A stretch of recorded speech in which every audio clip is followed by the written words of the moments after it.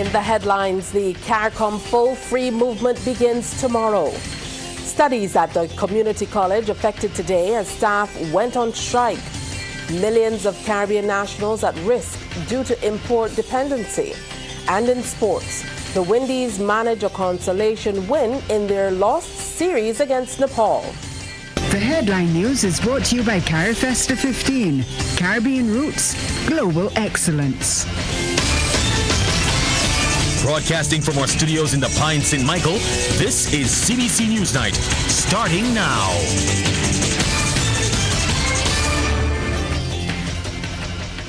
Good evening and welcome. Thank you so much for joining us. I'm Tisha Hines with the details to the news. On the eve of an historic movement that will usher in the free passage of nationals of 4 CARICOM countries, including Barbados, Prime Minister Mia Amor-Mottley is clearing the air on the way forward for citizens of Belize, Dominica and St. Vincent and the Grenadines as part of the full free movement, which officially starts tomorrow.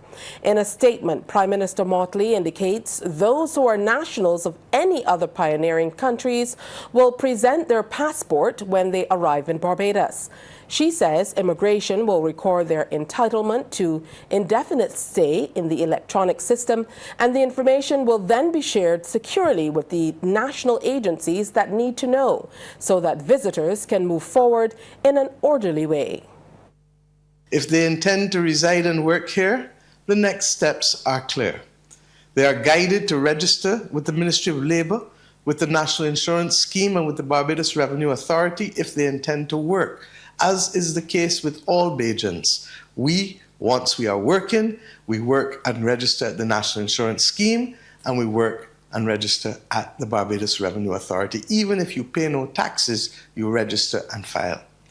They will also be directed with respect to national registration and obtaining national identification, which is necessary in any event to register at the National Insurance Scheme and at the Barbados Revenue Authority.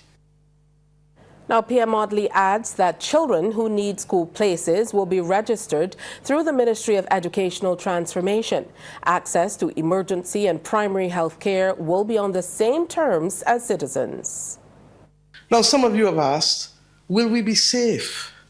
My answer is yes, because the law and the systems are clear.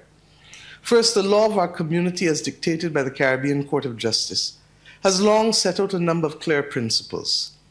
Any government may refuse entry to a person who poses a genuine threat to national security or is likely to become a burden on the public purse. Equally, any government may refuse entry to a person on the basis of public health concerns, as we learned recently, all of us, in the COVID-19 pandemic. These principles remain in place. They are the guardrails of responsible regional integration. And believe me when I tell you that they will be applied should the need arise. Prime Minister Mottley's full address on that matter will be aired following this newscast. Now, Barbados representative to CARICOM, Ambassador David Commichong, says all 4 countries involved in the CARICOM free movement fit very well together and represent the essence of the Caribbean community, integration, and true Caribbean civilization. He was speaking as a guest on TV8's Morning Barbados. We are very conscious, we are just the 4 pioneers. We are not separating ourselves from the rest of CARICOM. The others have simply said, look, the 4 of you, go ahead and lay the foundations so that the rest of us can join. And yes, and that's basically what it's all about. But we are very comfortable that these are, in a sense, these are 4 good pioneers to start the project. Belize in the western extremity of our community, Barbados in the eastern extremity of our community, and St. Vincent and Dominica somewhere in the middle.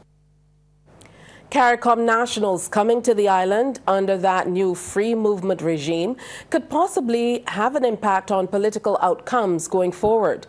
Political analyst Peter Wickham says this is the case in Antigua Barbuda, where the vast majority of people who are new migrants have supported the Antigua Barbuda Labour Party, which invited several CARICOM nationals to that country following crisis situations in their own territories. Wickham was speaking to CBC News on that likely outcome while voicing his support for the free movement agreement between Barbados, St. Vincent and the Grenadines, Dominica and Belize.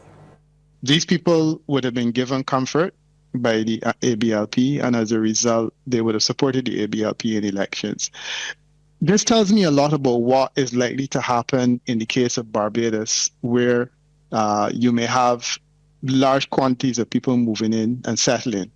And that really is the reality, that they are likely to support the government that was in office when they were given the opportunity to move and reside. Because generally speaking, people look comfortably on a government that has given themselves and their family comfort and a start. And for this reason, my sense is that is the likely impact. Mr. Wickham notes a non-national living in Barbados legally for an extended period of time can register and vote. Because the requirement is that they're living, but there's no requirement or presumption that the person is living legally. So the threshold that you have to reach to become a permanent resident of Barbados is far higher than the threshold you have to reach to become a legitimate voter in Barbados, based on the fact that our electoral laws allow people who are living here from the Commonwealth to participate in elections if they've been living for a period of months before the election is called. And that is something that a lot of people don't understand. And that essentially sets the stage for what can be a major positive impact in terms of people who are moving and become recently migrant when you consider the two issues. Staff of the Barbados Community College were off the job today, protesting the institution's recent decision to fill a vacant post with a part-time employee rather than a staff member who had been acting in the position. It's for that reason and several outstanding grievances that they were bearing placards supported by representatives of the NUPW, National Union of Public Workers. Our Anesta Henry has that story. With placards in hand, the staff of the Barbados Community College made it clear they're not pleased with management's decision to hire someone to fill a vacant post instead of the individual who acted in that position for more than a year. President of the National Union of Public Workers, Kimberly Agard, says this recent decision is the proverbial straw that broke the camel's back. A post was filled with some person from outside when for the past year and there was some person who was competently and efficiently carrying out the duties. This person would have also received an award for the exemplary work that they would have been doing within the division, which shows their competence and dedication to the BCC. However, during the interview process, the person was not given the post. Staff members are hoping for the college management to reverse their position on filling the post. And Agard says the union is hoping to meet management at the round table to discuss the matter soon. Otherwise, I am sure that the staff are prepared to do what is necessary to ensure that they are noticed by management and that they are given a chance around the table as good industrial relation practices dictate. General Secretary of the NUPW, Richard Green, says the union is seeking a workable solution to the matter. One that we think would be fair, equitable, and in the best interest of the staff and in the best interest of the institution. Is an institution of learning. Meanwhile, BCC's management acknowledges the action arose from a decision taken by the college to fill a vacant post. In a statement, BCC said while these discussions continue, the priority remains ensuring that students' learning experience and access to essential services are supported as much as possible. We value our staff and the critical role that they play in advancing the vision and the mission of the Barbados Community College. We respect their concerns and we are committed to working collaboratively. Our focus is on maintaining the quality of education and minimizing disruption to our students. And what is great about the Barbados Community College and what is great about this country is the freedom of expression and the fact that voices are not silenced. The protest action started in the morning and continued into the afternoon, with protesters, majority of who are teaching staff, staying away from classes for the entire day. CBC News understands that the NUPW will be meeting with BCC's management tomorrow. Anesta Henry, CBC News. And we stay with that story a while longer. In an update on that developing situation, BCC has issued a statement this evening indicating management received a request and they've agreed to meet with the NUPW tomorrow at 10:30 a.m. Principal Annette Aline says classes went ahead today despite protest action that was taken by some staff members. Coming up, police to hold a zero-tolerance policy on illegal bikers.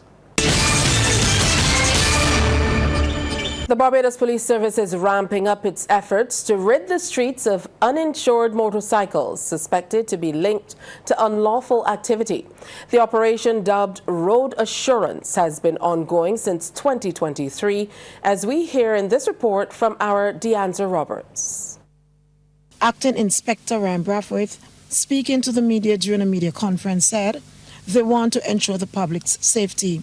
He says the program has so far been successful, explaining that some of the cycles have been returned. In September 2025, this program was relaunched, targeting those motorcycles, and we've been going on specific days of the week. This has been driven by intelligence, where we analyze how these motorcycles are operating, when we are most likely to find motorcycles on the streets, and we've been launching our patrols in the Road Assurance program. As you can see today, we have a number of motorcycles here, and these motorcycles are motorcycles that would have been brought into the possession of the police in the month of September. Some 26 motorcycles were taken into custody. 7 have been returned to the owners. They've been able to produce documentation to show that these motorcycles are now legal on the streets and they've produced ownership. The program, which started back in 2023, has seen more than 1,000 cases that are linked to motorbike-related crime. This will be a sustained effort in order to rid the streets of illegal motorcycles. Now, during the Road Assurance program from June 2023 until now, we've been able to make 2,071 cases, 2,071 directly related to motorcycles. Now, this does not apply to the other police officers out on the street who continues to do their normal traffic duties, focusing on other traffic matters. Road Assurance has been directed towards motorcycles. Meantime, Inspector Anthony Cadogan, in charge of the traffic department, says the next step is to get the motorcyclists to court. He says many of the bikes are not insured and this must be controlled. Our main interest too is non-insurance. Vehicles that are not insured are a real risk to other motorists and civilians out there, because without insurance and they get into an accident with a civilian or another vehicle, damage is high, costly, then there's no insurance to cover that, and the person riding may not even have the funds to cover the injuries or the damage to the vehicle. So that's what our main interest as well, looking at the ones that's not insured. The police say they will continue to have a zero tolerance for illegal bikers and uninsured bikes on the roads of Barbados. Deanza Roberts, CBC News. 5 males who were responsible for a spate of robberies across the country between August and September have been remanded to Barbados Prison Service. They are Damon Hayden Cummins, just 16, of no fixed place of abode; Syrian Jamali Scott Fagan, 20, also of no fixed place of abode; Tyrell Jamar Kidd, 17, of no fixed place of abode; Renako Jeremiah Nurse, 17, of Apple Grove, Blackrock, St. Michael; and DeRoy Leon Holder, 45, of Patricia Gardens, Mullin, St. Peter. Among the numerous charges, Cummins, Nurse, Scott Fagan, Holder, and Kidd have been charged with the robbery of 29 people between August 12th and September 1st. Kidd has also been charged with the use of a firearm in relation to an August incident on August 16th. Additionally, Cummins, Scott Fagan and Nurse have been charged with aggravated burglary committed on August 30th. The 5 accused men appeared in the District A Criminal Court today. They are scheduled to appear in the District D Magistrates Court on October 9th, Old Town Magistrates Court on October 28th, and District A Criminal Court number 2 on October 21st. Sports Night, brought to you with the compliments of Great Health Works, agents for Omega XL.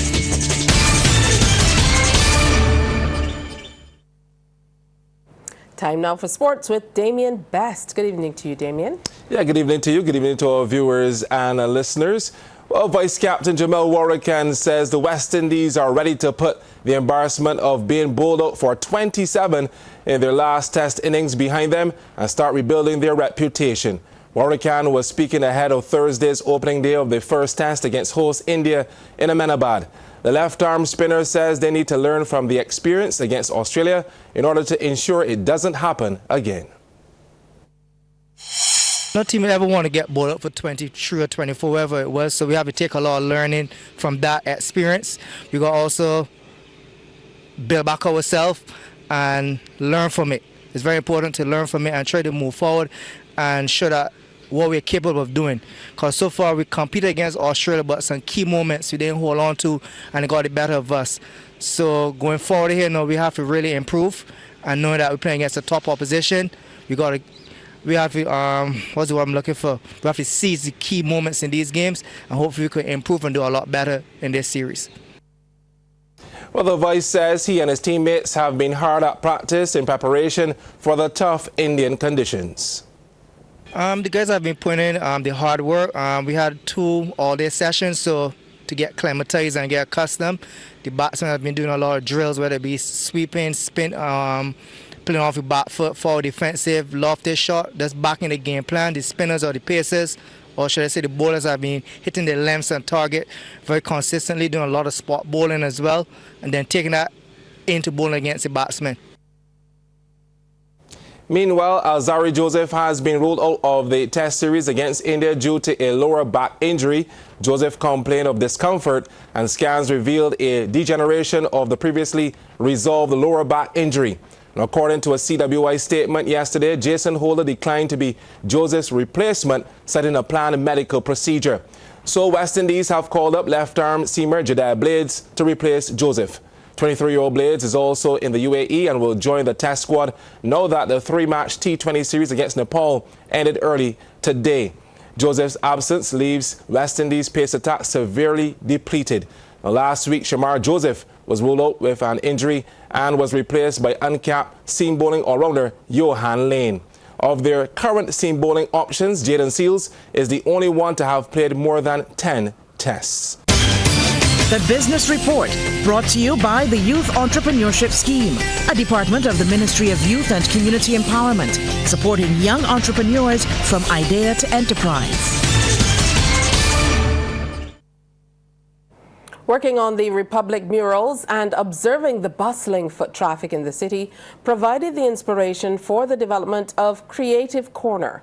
This new enterprise is the brainchild of fine artist Larissa Small, who has mapped out a clear plan for expansion and growth. She sat down with our Trevor Thorpe for a conversation about her exciting new venture.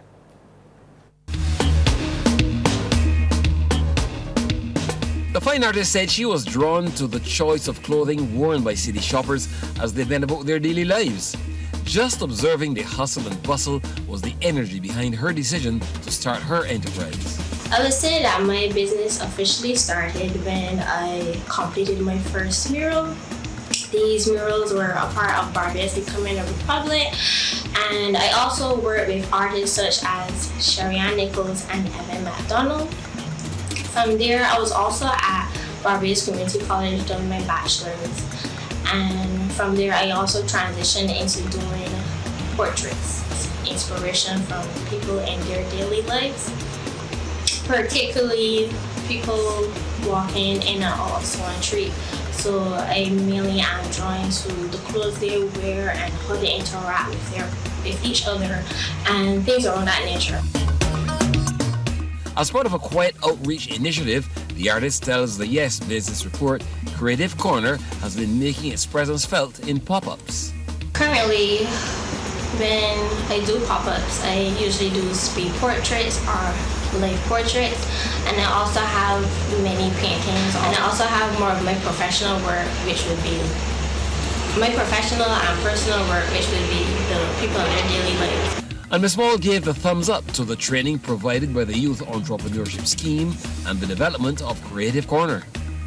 During the program, the Youth Entrepreneurship Program, I would say it really helped me in terms of wearing my artistic hat and also my business hat, and being more involved with building my brand and my platform, especially on Instagram, and showcasing my work, and also helping me with building possible business collabs and stuff around that nature. The artist said she already has future developments in place. My future plans: getting a dedicated studio space. I usually work remote from at home. Also a space where I can have studio tours and showcase my work not only at galleries but like outside of galleries and exhibitions. And finding her is not difficult. My Instagram page is art._small, and if you guys are interested in any of my work, you can also contact me at my email, which is smalls with an S at the end, .creativecorner@gmail.com. Ms. Small is encouraged by the way the future looks for Creative Corner. Trevor Thorne for the Yes Business Report. The West Indies Rum and Spirits Producers Association has welcomed the adoption of the political declaration at the 4th UN High-Level Meeting on the Prevention and Control of Non-Communicable Diseases.